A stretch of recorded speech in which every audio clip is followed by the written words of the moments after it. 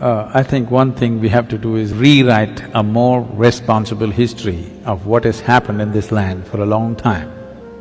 Not in the last 3,000 years, not in the 1400 years. What people in this land have done for a long time has to be brought back. In other countries, people are studying this. If you go to… there are Lebanese people, if you study in a school in Lebanon, you will read about how Indian workers, Indian sculptors, Indian elephants, Indian yogis came and built a Phoenician temple 4,300 years ago in Lebanon, which is called as Baalbek, which is a phenomenal temple.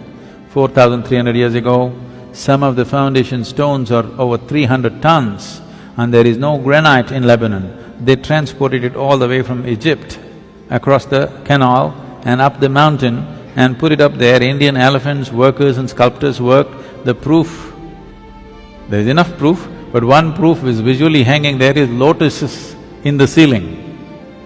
Indian sculptor has to put a lotus wherever he goes. Where would a Lebanese sculptor have seen a lotus? Obviously there are no lotuses there. So, how many Indian children forget about children, how many Indian grown-ups have heard about this? No. The Tamil kings went and built Angkor Thom and Angkor Wat in Cambodia. Angkor Thom is the largest religious building on this planet. The intricacy and the engineering, the sheer design and engineering of how these temples are built, if you go and see, you will feel proud of being a human being, because if human beings can think something like this 1,000 years ago and manifest it, it is too much. This was done by the Tamil kings, most of the work done by probably the Tamil labor. From first standard to 12th standard, does any Tamil child even read a line about this in their history book? No. We only read how we were conquered, raped, looted, beaten by other people. Then if there is no pride, why would you want to recreate it? You need to understand this. A culture or a nation is just an idea.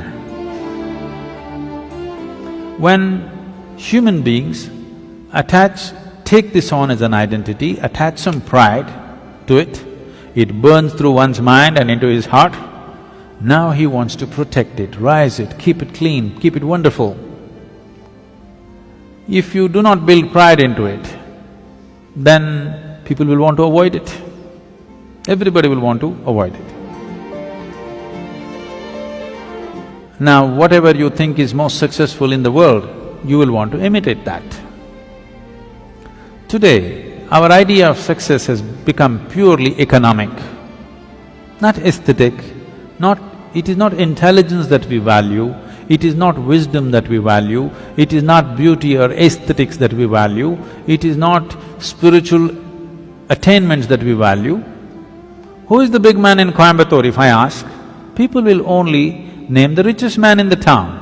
They will not name the wisest man in town, the most beautiful man in town, most meditative man in town. No, the richest man in town is the biggest man.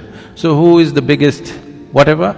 Whichever is the richest nation, whichever is the richest culture, power and money have become the highest goals, which itself is a very rudimentary way of looking at life.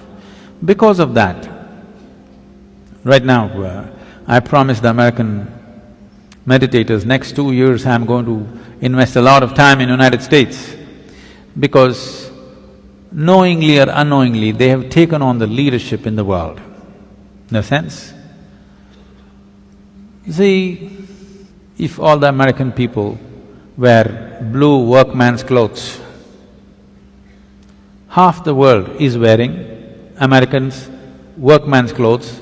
You just go to any city, Mumbai or Chennai or Bangalore especially, you look down below the knees, more than 60% is wearing blue denims. When we have the most intricate weaves, there are over 120 weaves in the country which are unique and many of them are dying, no other culture on the planet has the variety of weaves that India has. All of them will die. Chinese silk is going to kill it unless all of you ladies make at least 20% of your wardrobe into handmade Indian weaves.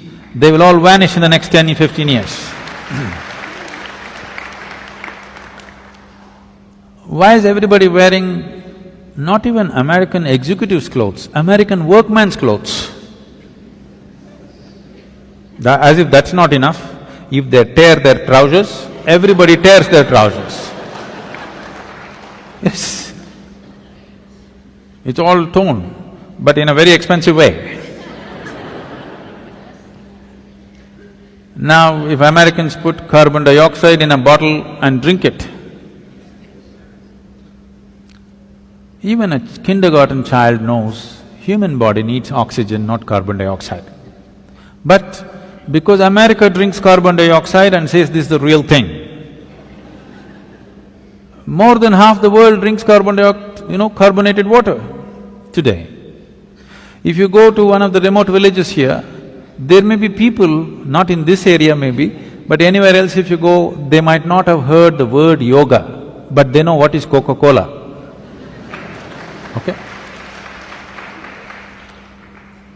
So, I thought if Americans tear their trousers, everybody tears, Americans wear their pants down in their seat, everybody does the same thing, Americans drink carbon dioxide, everybody does that. So I thought if we can get America to meditate, the world will meditate.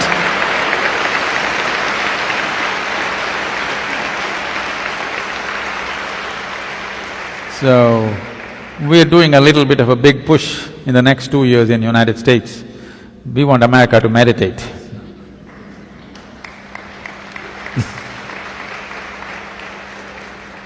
They're kind of getting ready, they're tired of the carbonated water.